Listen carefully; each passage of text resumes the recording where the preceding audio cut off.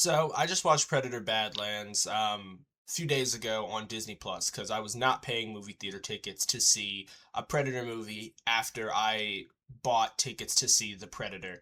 Uh, and about 30 minutes into that movie, realizing that I had essentially burned money. So I wasn't going to make that mistake again. Upon seeing Predator Badlands, though, there was definitely a lot of the film that I liked and a lot of the film that I was really questioning. I liked the idea of a predator being the protagonist, of a predator going to a Avatar-esque Pandora planet and trying to figure out how things are going. Literally getting cut on actual blades of grass, seeing weird spider worm creatures that spit acid, exploding bugs, stuff like that. That was really cool. Keeping the film PG-13, but putting synthoids in the film so that we could have predator kills that for the kids to enjoy is definitely a choice. Definitely a very interesting choice, and it does feel kind of Disney. Like we wanna we wanna get as much money as we can, so let's get kids to watch this predator film. Oh, but we can't obviously have kids see a guy get his skull ripped out of his head or his spine ripped or a spear go through his head. So how do we fix that? Well, what if we make the blood white and make them synthoids? And it's like genius, and it works. Um, so there's that. Which it's whatever. Synthoids have enhanced physical capabilities, so for a weaker, more malnourished predator like Deck, it does work in the sense that they're kind of closer fights. So that added a little bit of tension and stakes to the film. It was very interesting.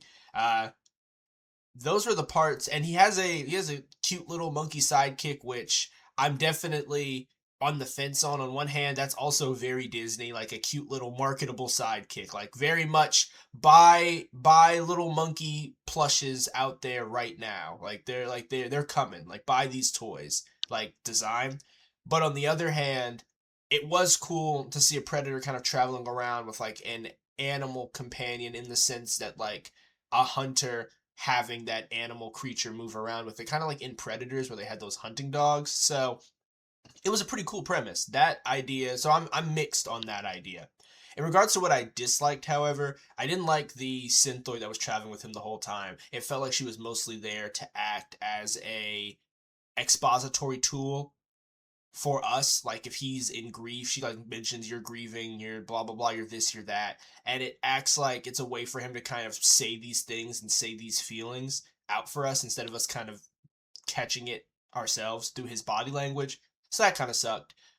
Her having a built-in universal translator, I think, is very goofy because she starts the conversation talking in Yautja, then switches to the universal translator and says, "Oh, now you'll hear me speaking Yautja, but anyone else hearing will hear their language." We're alone. There's no other. Are you doing this for the worms or the little monkey creature? Do they understand the language you're speaking? What's the point of that? If you're already speaking Yautja, just continue to speak Yautja. I've heard people say that that's because she wasn't that good at doing the language, and that's why they did that. But if the problem is a problem of the actress, then it seems like the actress isn't capable of doing the role. You could just get another actress who could do it if you have to have her. But you don't even need to do that. Just don't have her start talking in Yautja. Just have her using the universal translator from the jump, and then have her say that, oh yes, it's a universal translator. So you hear Yautja, but other like people who are going by hear this. Like just start with that. Don't start speaking Yautja, then switch to the universal translator. Start in the universal translator. I don't understand. And then they don't. Every other android doesn't have a universal translator, which doesn't make any sense to me because she was the medic. Like her job was to stay inside and experiment on stuff. The other ones were the field agents. It would make more sense, right, that the field agents would have universal translators because they're more likely to run into things in the field. Why give the universal translator to the scientist who's probably going to be examining corpses and prisoners instead of the person who might be able to negotiate with the creatures that you encounter on the outside? And I don't know, Weyland Yutani, I guess, despite owning everything in this world, have cut corners and decided that they're not going to put universal translators in every synth. They're only going to put them in this one synth, which I guess, well, two synths technically, which I guess is probably the most realistic aspect of this Predator movie, that the company with infinite money is still stingy. So it's whatever, I guess.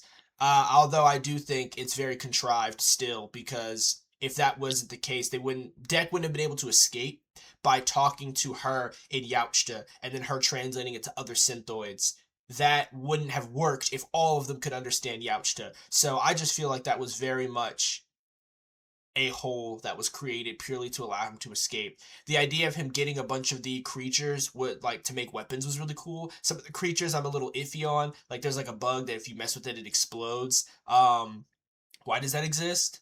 It's just, how does a creature that explodes if it's touched survive to spread on its genes to evolve? Maybe it's like some insects that lose their reproductive capabilities when they fully mature. Maybe this is only the fully matured version and they reproduce in a lower larval stage.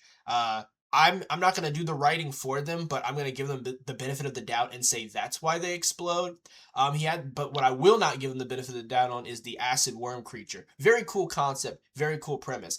The fact that it kills itself in order to save Deck, like jumps in front of the plasma rifle laser, that means that it is smart enough to recognize that this laser is a threat, recognize that it's going to kill Deck, recognize that its body can withstand it at least enough to protect it, and then jump in front of the attack. And it was right.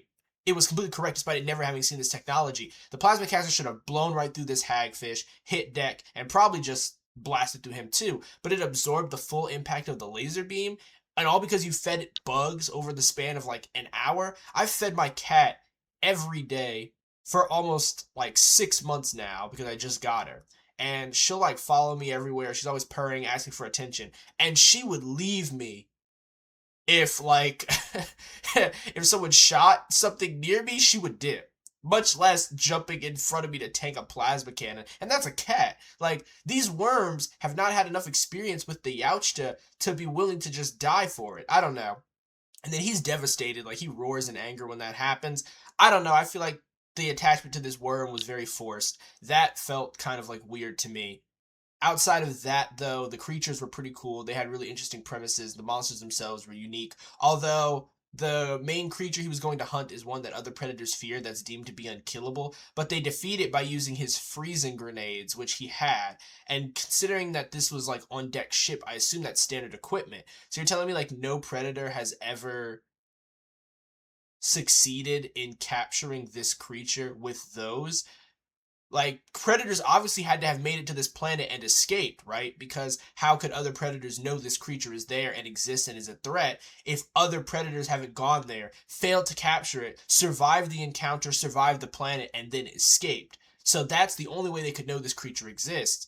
But with that being said, how are they not capturing it given all the technology they have? And those frost grenades, it one-shot it. Like, that's super easy, right? So I don't know. Just felt a little weird in that aspect. One of the synthoids gets its head slammed against a wall and gets knocked out. Like, why are they making concussable synthetic androids? Why are your synthetic androids concussable? That literally makes no sense. It's they can withstand, move, and talk with their head smashed in, being cut in half, but they get knocked out if they get hit against a wall. Maybe I don't know, maybe these are the concussable droids. Like, they had to make them superhuman. Like, they had to be so human that they're indistinguishable to the point where they can be concussable. These synthoids probably piss and like need food and water and air. Like, it just doesn't make any sense in that aspect. I did like Deck ending the story killing his father. I The thing with the mom at the end I wasn't a huge fan of because I don't really know. I just learned who Deck is as a character in this movie, and I barely knew who his father was outside of an antagonist, so I don't really care about the mom.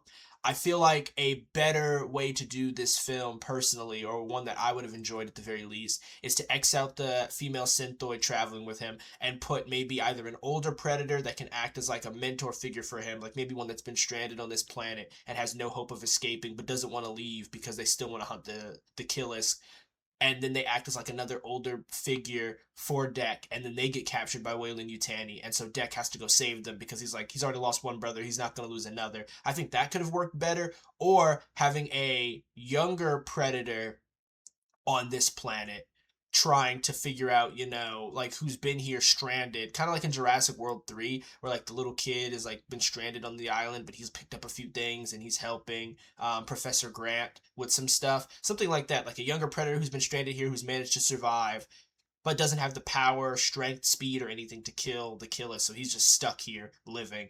And have Deck act as like an older brother figure to him, teaching him how to hunt better. Like he tells him this is how things work. He's like, okay, this is how predators hunt. And ultimately he takes the role of his older brother for this guy. And so when he gets captured, he does what his older brother did for him and goes and risks his life to save him. That could have been a really cool parallel. So you can kind of have it either way. But I think I would have done one of those ways because I just wasn't a huge fan of the humanoid synth with him 24/7.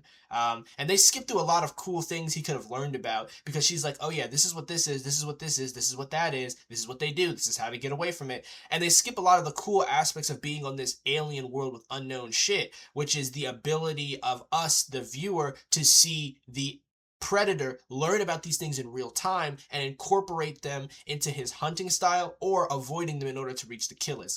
That would have been cool, and I would have really liked to see that. We saw it in the beginning with the vines, where he slashes at the vines, figures out they only have a certain range, and manages to escape and get to that range before it's too late. It would have been nice to see that consistently throughout the film, because it would have been this cool buildup of like, oh, this is a threat, this is a threat, this is a threat. When does this big threat come if he's struggling with all this stuff? And that would have been cool to me, to have that build up happening there. But overall, it's whatever. This is definitely not the worst Predator film I've seen.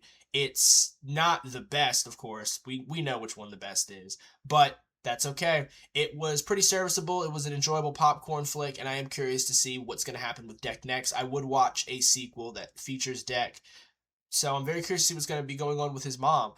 But yeah, let me know what you guys think about this movie. If you think this is the worst Predator film, what you guys think the worst Predator film is, what you guys think the best Predator film is, and yeah, just keep me updated. I hope you guys enjoyed this video.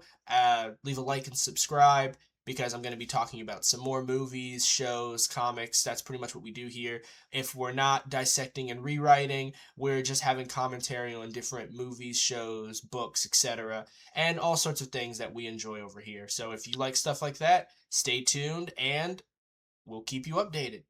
Have a good rest of your night, you guys. Stay beautiful.